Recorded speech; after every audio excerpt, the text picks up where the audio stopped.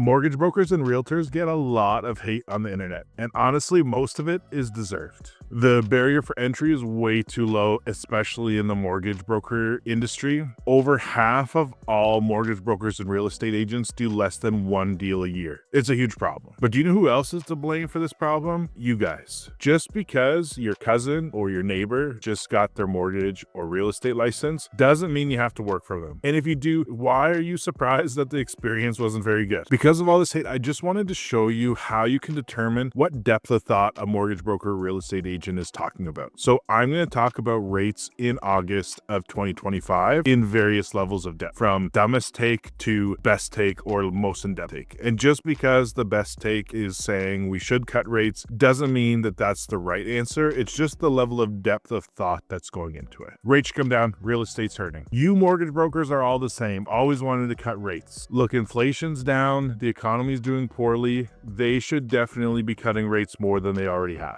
Rates shouldn't go down. Core inflation, which is what the Bank of Canada looks at, has not gone down near as much as everything else. This is a huge problem, and people who are calling for interest rates to go down are wrong. GDP is flat, yes, but until we get core inflation under control, we should not decrease rates. While core inflation is high, the two major drivers of that core inflation to be high is rent and mortgage interest. Both of those in actual terms are decreasing. So because they're a lagging indicator in the CPI, we're going to see inflation go down. On top of that, OPEC has increased oil production by 2 million barrels of oil a day. Every time in history that this has happened, oil's crashed. And when oil crashes, Canada's GDP drops. We see it coming. It's just going to take a few months for it to actually hit the system. And when that happens, we're going to see rate cuts. Instead, getting ahead of it is a smarter play. But like most things, the Bank of Canada is going to wait. And they're going to wait until they absolutely have to. And unfortunately, it's going to mean that they're going to have to cut